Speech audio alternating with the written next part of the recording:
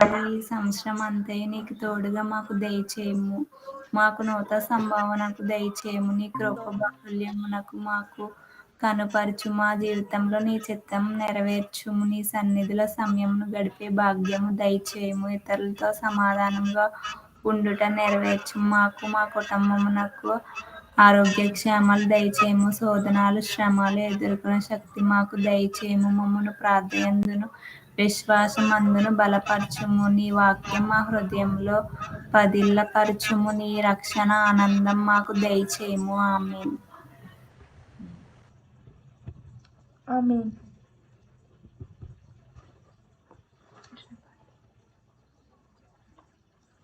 ఎవరైనా పాట పాడతారా?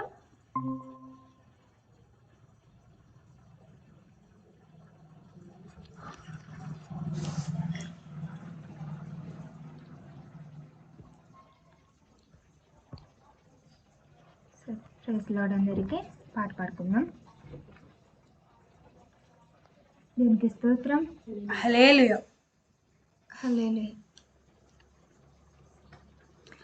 వందనాలు వందనాలయ్యా, శతకోటి స్తోత్రాలయ్యా. వందనాలు వందనాలయ్యా, శతకోటి స్తోత్రాలయ్యా. యేసయ్యా వందనాలయ్యా, నీ ప్రేమకు వందనాలయ్యా. యేసయ్యా వందనాలయ్యా, నీ ప్రేమకు వందనాలయ్యా. నన్ను రక్షించినందుకు, పోషించినందుకు, కాపాడినందుకు వందనాలయ్యా. నన్ను రక్షించినందుకు, పోషించినందుకు, కాపాడినందుకు వందనాలయ్యా. వందనాలు వందనాలయ్యా, శతకోటి స్తోత్రాలయ్యా. వందనాలు వందనాలయ్యా, శతకోటి స్తోత్రాలయ్యా. యేసయ్యా యేసయ్యా యేసయ్యా వందనాలయ్యా, నీ ప్రేమకు వందనాలయ్యా. యేసయ్యా వందనాలయ్యా, నీ ప్రేమకు వందనాలయ్యా. నీ కృప చేత నన్ను రక్షించినందుకు వేలాది వందనాలయ్యా. నీ దయ చేత శిక్షను తప్పించినందుకు కోట్లాది స్తోత్రాలయ్యా. నీ కృప చేత నన్ను రక్షించినందుకు వేలాది వందనాలయ్యా. నీ దయ చేత శిక్షను తప్పించినందుకు కోట్లాది స్తోత్రాలయ్యా. నీ జాలి నాపై కనపరిచినందుకు వేలాది వందనాలయ్యా. నీ ప్రేమ నాపై కురిపించినందుకు కోట్లాది స్తోత్రాలయ్యా. వందనాలు వందనాలయ్యా, శతకోటి స్తోత్రాలయ్యా.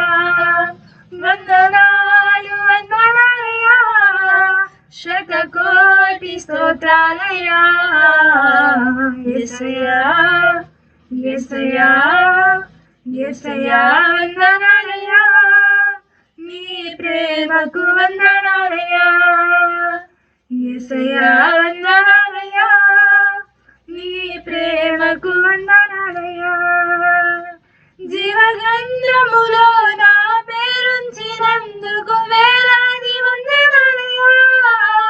పరలోక రాజ్యంలో చోటిచ్చినందుకు కోట్లాది స్తోత్రాలయ్యా. జీవగ్రంథములో నా పేరుంచినందుకు వేలాది వందనాలయ్యా. పరలోక రాజ్యంలో చోటిచ్చినందుకు కోట్లాది స్తోత్రాలయ్యా. నన్ను నరకము నుండి తప్పించినందుకు వేలాది వందనాలయ్యా. నీ సాక్షిగా ఇలాలో నన్నుంచినందుకు కోట్లాది స్తోత్రాలయ్యా. వందనాలు వందనాలయ్యా, శతకోటి స్తోత్రాలయ్యా.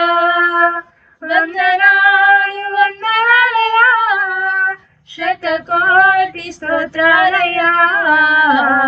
యేసయ్యా యేసయ్యా యేసయ్యా వందనాలయ్యా, నీ ప్రేమకు వందనాలయ్యా. యేసయ్యా వందనాలయ్యా, నీ ప్రేమకు వందనాలయ్యా. నన్ను రక్షించినందుకు, పోషించినందుకు, కాపాడినందుకు వందనాలయ్యా. నన్ను రక్షించినందుకు, పోషించినందుకు, కాపాడినందుకు వందనాలయ్యా. వందనాలు వందనాలయ్యా, శతకోటి స్తోత్రాలయ్యా. వందనాలు వందనాలయ్యా, శతకోటి స్తోత్రాలయ్యా. యేసయ్యా యేసయ్యా యేసయ్యా వందనాలయ్యా, నీ ప్రేమకు వందనాలయ్యా. యేసయ్యా వందనాలయ్యా, నీ ప్రేమకు వందనాలయ్యా. దేవునికి స్తోత్రం. హల్లెలూయా హల్లెలూయా. అందరూ ఒకసారి హల్లెలూయా చెప్దామా? హల్లెలూయా. ఓకే, ఎవరైనా ఏదైనా షేర్ చేసుకోవాలనుకుంటున్నారా ఈరోజు? ఎవరైనా ఏదైనా షేర్ చేసుకోవాలనుకుంటున్నారా?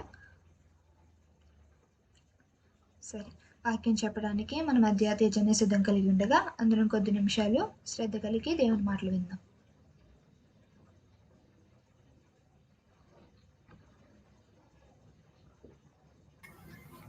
ప్రైజ్ అందరికి.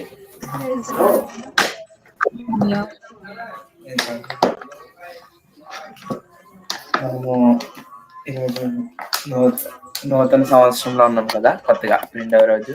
అయితే ఈ నూతన సంవత్సరంలో మన పట్ల దేవుని యొక్క చిత్తం ఏంటి మనము తెలుసుకోవాలనుకుంటాం. దేవుని యొక్క చిత్తం మన పట్ల ఏమై ఉన్నది, ఏంటి, దేవుని చిత్తం ఎలా తెలుసుకోవాలి, ఆయన మన పట్ల ఏమై ఉన్నాడు, మనం ఏమై ఉన్నాము ఈ సంవత్సరము, దేవుడు ఏం చెప్పబోతున్నాడు మనతో అని మనకు తెలుసుకోవాలని క్యూరియాసిటీగా ఉంటుంది. కానీ ఎలా తెలుసుకోవాలో మనకు తెలియదు. కానీ దేవుని చిత్తము ఎలా తెలుసుకోవాలంటే ఈరోజు మనం తెలుసుకున్నాము.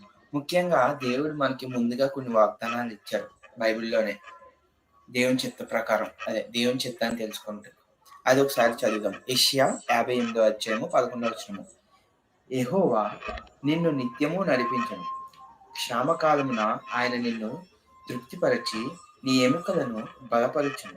నీవు నీరు కట్టిన తోటవలను ఎప్పుడూను ఉబుకుచుండు నీటి ఓట వలను ఉండదవు అని దేవుడు చెప్తున్నారు ఇక్కడ యెషయా గ్రంథము 58:11. అయితే యెహోవా అంటే దేవుడు ఎప్పుడు కూడా నిన్ను నిత్యము నడిపిస్తాడు. క్షామకాలంలో నిత్యము, ప్రతి సమయంలో, ప్రతి క్షణంలో కూడా దేవుడు నిన్ను నడిపిస్తాడు. ఎటువంటి ఆపద ఉన్నా, ఎటువంటి ఇబ్బంది ఉన్నా దేవుడు ఆపద నుంచి నీకు తప్పిస్తాడు.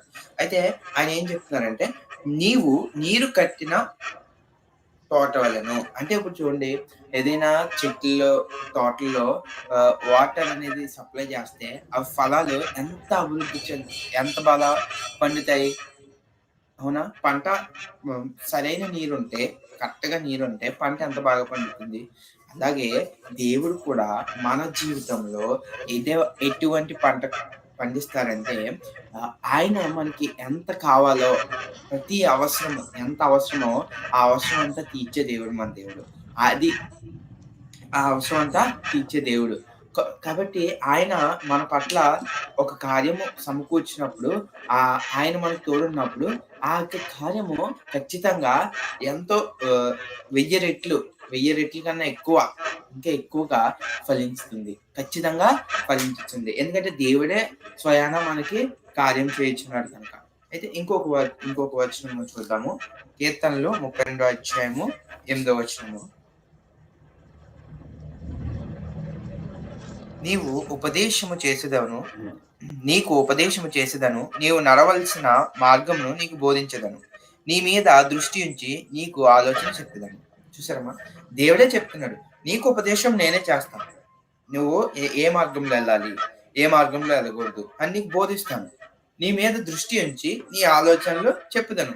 అంటే దేవుడు నీ మీద దృష్టి ఉంచి, అంటే మనం ఏ సిచ్యువేషన్ కూడా వెళ్తున్నామో, ఏ డిసిషన్ తీసుకోవాలి, ఏ మార్గంలో వెళ్ళాలి అన్నది ప్రతి ఒక్కటి కూడా దేవుడే మనకి తెలియజేస్తాడు. ఆయన ప్రత్యేకంగా మన మీద దృష్టి ఉంచుతారంట. అంటే మన మీద దృష్టి ఉంచుతారు. ఎంత ధన్యులమమ్మ మనము.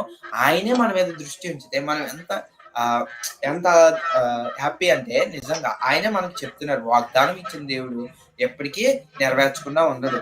మన మీద దృష్టి ఉంచిన దేవుడు. అంటే నీ జీవితం పట్ల, నా జీవితం పట్ల, మన అందరి జీవితం పట్ల కూడా దేవుడు దృష్టి ఉంచాడు. మన జీవితం ఖచ్చితంగా సక్సెస్ఫుల్ గా ఉంటుంది.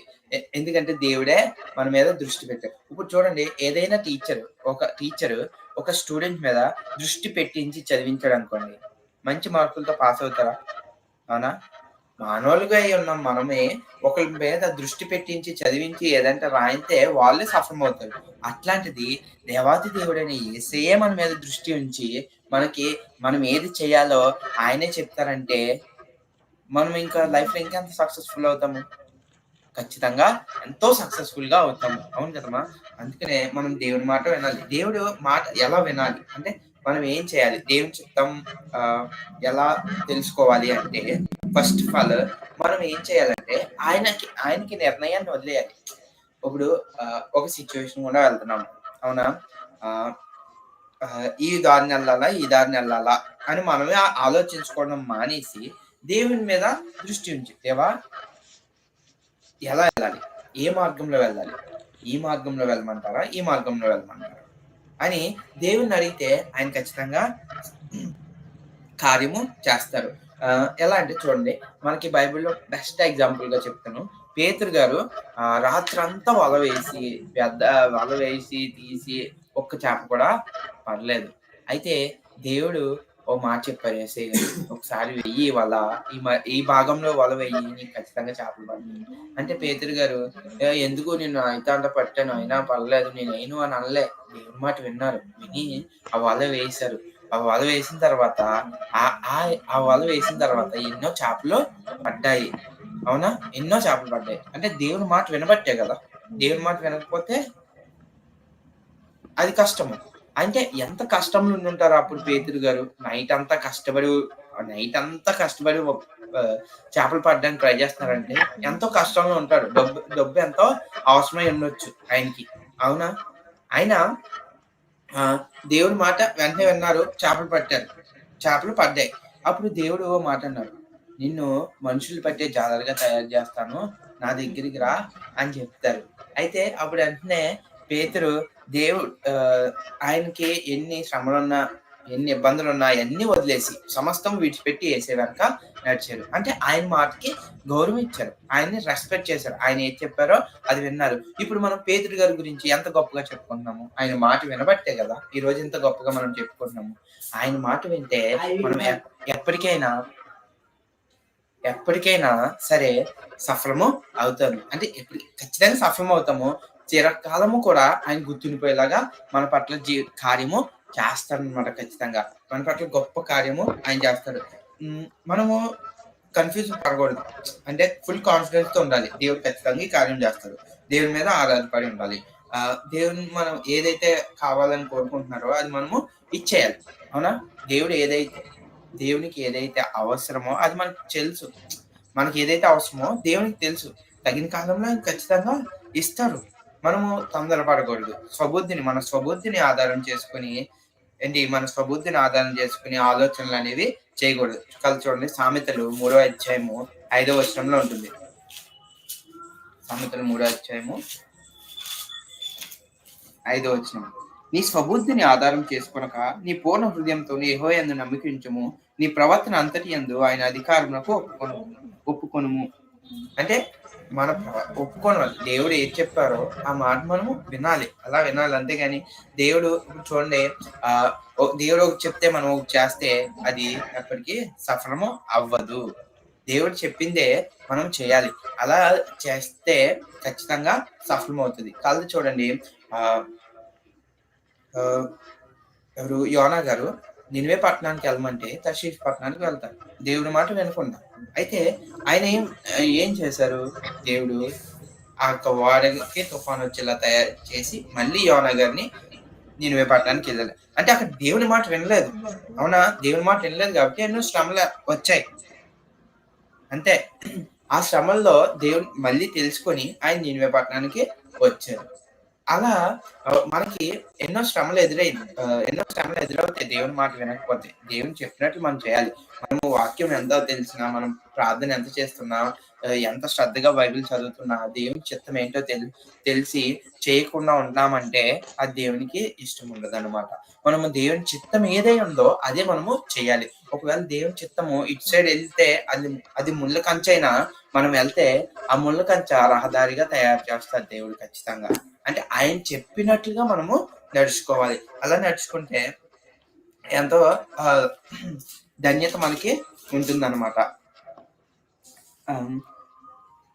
చూడండి, సామెతలు 14వ అధ్యాయము 12వ వచనం. ఒకని ఎదుట సరైనదిగా కనబడు మార్గం కలదు, అయితే తుదకు అది మరణమునకు త్రోవ తీయును. ఇప్పుడు మన స్వబుద్ధిని ఆధారం చేసుకుని ఏదైనా ఆలోచన చేసి వెళ్ళిపోయామనుకోండి, అంటే మన ఎదుట సరైన మార్గం ఉంది అని మనం అనుకుంటాం, కానీ అయితే తుదకు అది మరణమునకు త్రోవ తీయును. అది ప్రమాదకరమైన స్థితిలోకి తీసుకువెళ్తుంది.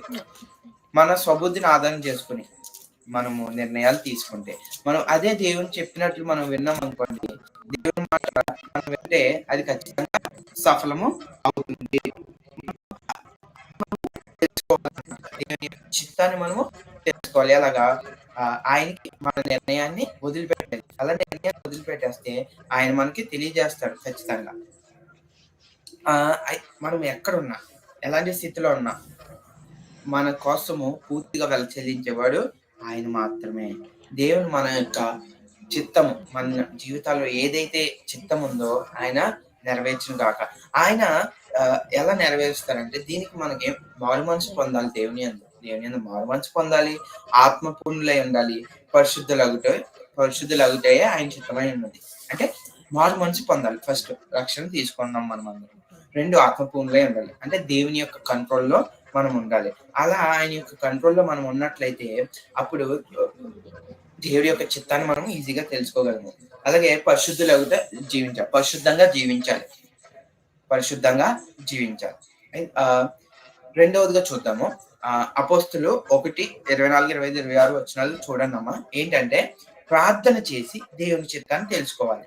ఇప్పుడు మనం ప్రార్థన చేస్తాము, దేవా ఏంటి నా చిత్తం, ఈ సంవత్సరం నా జీవితంలో నీ చిత్తం ఏంటి, లేదా నా లైఫ్ లో నీ చిత్తం ఏంటి, నేనేం చేయాలి నీ కొరకు, లేదా నా నువ్వేం నిర్ణయించావు నా జీవితంలో నేనేం చేయాలి అని మనం దేవుడిని అడిగినప్పుడు ప్రార్థన ద్వారా ఆయన మనకి తెలియజేస్తాడు. దేవుడు ఆత్మ చొప్పున మాట ప్రార్థన చేసినప్పుడు ఆత్మతో మనతో మాట్లాడతారన్నమాట. ఇప్పుడు చూడండి, దేవుడు ఆత్మతో మాట్లాడితే ఎలా అంటే, ఇప్పుడు మనం ప్రార్థన చేయించున్నప్పుడు దేవా ఏంటి, ఏ మార్గంలో వెళ్ళాలి దేవా, తండ్రి చెప్పండి ఏసయ్యా, మీరు తప్ప నాకు ఎవరున్నారని మనం ప్రార్థన చేస్తున్నప్పుడు మన మనసులోకి దేవుడు ఒక ఆలోచన అనేది పుట్టిస్తాడు. ఆ యొక్క ఆలోచన దేవుని యొక్క చిత్తము. మనము విశ్వాసంతో ప్రార్థన చేయాలి. అదే మనం ముందే అనుకొని ప్రార్థన చేస్తే అది దేవుని చిత్తం కాదు. నీవు ప్రార్థన చేయించుండగా నీ మనసులో ఒక ఆలోచన దేవుడు పుట్టిస్తే అది దేవుని యొక్క చిత్తము. అలాగా మనం ప్రార్థన చేయించినప్పుడు దేవుని యొక్క చిత్తము తెలియజేయబడుతుంది. అలాగే ఇంకోటి చూద్దాము, యాకోబు పత్రిక 1:5 వచనం చూస్తే, దేవుడు మనకి ఇచ్చిన జ్ఞానంతో మాట్లాడతారు. అంటే దేవుడు మనకు ఒక జ్ఞానం ఇచ్చారు, ఆ యొక్క జ్ఞానంతో మనతో మాట్లాడతారు అనమాట. ఎలా అంటే, మన మనసుకు కొన్ని అనిపిస్తూ ఉంటాయి, ఇది మంచిది. ఇప్పుడు చూడండి, సంసోను ఉన్నారు. సంసోను గారు ఆయన చేసింది తప్పని ఆయనకి తెలియదు అంటారా? ఫిలిప్పీల అమ్మాయిలతో మాట్లాడటము, అలా చేయడము తప్పు అని ఆయనకి తెలియదు అంటారా? ఆయనకి తెలుసు, ఆయన జ్ఞానానికి ఆయనకి తెలుసు, కానీ ఆయన తప్పు చేశాడు. దేవుని యొక్క కంట్రోల్ నుంచి బయటకు వచ్చేసి ఆయన తప్పు చేశాడు. మనము కూడా అలా ఉండకూడదు. ఎలా ఉండాలి? దేవుని చిత్తం మనం తెలుసుకోవాలి. మన జ్ఞానానికి తెలుస్తుంది ఏది తప్పు ఏది రైట్. అవునా?